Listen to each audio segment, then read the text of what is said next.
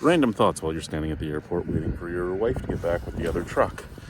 So recently on my Facebook page, I saw a picture from one of the guys that lives here, and his girlfriend's out on medical. They're having another child, and she's out on medical. And he was eating a bologna sandwich, and he took a bite out of the bologna sandwich, and then he took a picture of the bologna sandwich. And there was a little bit of gap between the bologna, and he's like, "Oh, I miss my girl so much." Basically insinuating that the bologna sandwich looked like her vagina. If that looked like her vagina, you guys need to see a doctor if that's what your vagina looks like.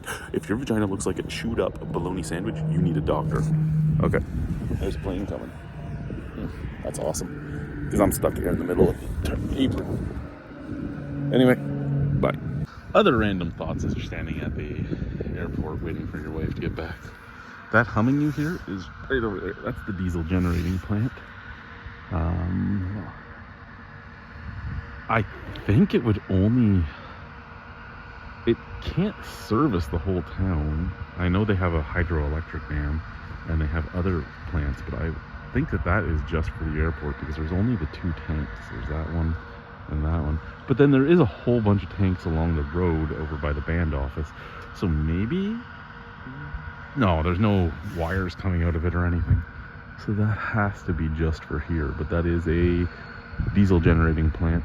Diesel power generating plant. Well, yes, it is rather warm today, but I still have my hood on because I've been standing here for, well, it should have been about a half hour, but it's been about 45 minutes now.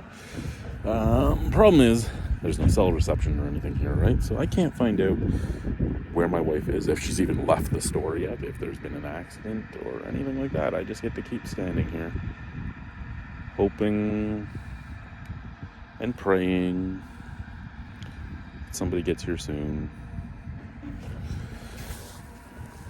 It's been fun. See, I have a feeling she's stuck at the store because she would have had to go into the store to get the keys for the other truck. And as soon as she walks into the store, somebody would be like, "Oh, I need this done or that done, or can you help me with this, or where's that, or why is this not working, or why are you out of this, why are you out of..." It's a good time.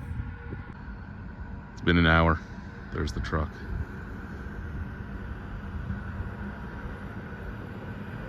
Is she gonna stop?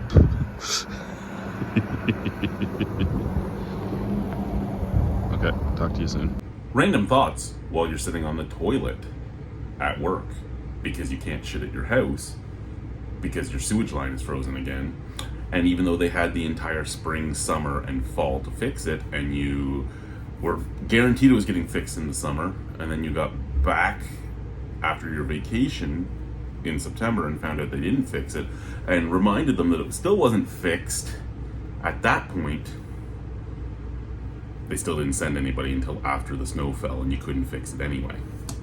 So, my random thought is, if you're going to give me a house as a taxable benefit, which means you are charging me towards that house. What they're doing is they're taking money, they put the money on your paycheck, and then they take the money off your paycheck. So they're basically paying rent themselves, and then you get taxed on what they've paid you for the rent. So you guys are working as landlords in this aspect. We're paying you rent. You're taking money off of our pay for the house you give me. How the fuck is it okay for me not to have sewage or water or have something repaired over and over and over again? If they say that a landlord in Ontario has to fix something in a reasonable time frame, I'm sorry, I think 12 months is a reasonable time frame to make sure that me and my family have fucking sewage. That's my random thought while I'm sitting on the fucking toilet. Fuck this shit. Oh, and to add to that random thought, how is it that my house isn't condemned when it's had raw sewage all over the floor at least 3 times now, and it will again very soon when we go to thaw out that line? Because again, you never came to fix the pipe either and put it on a proper Y and put a backflow valve on it. So when that clean out gets opened up, all that sewage that's under pressure comes flying out into the basement. It's starting to fucking go up the walls and everything else. You can see the bacteria that was from the last 2 sewage dumps that we did starting to move up. When we moved in, there was no baseboards or tiles down there because of a sewage dump before us. So again, there's been so much raw sewage on that floor. How have you not pulled it all out to redo it all? Wait, because you don't want to.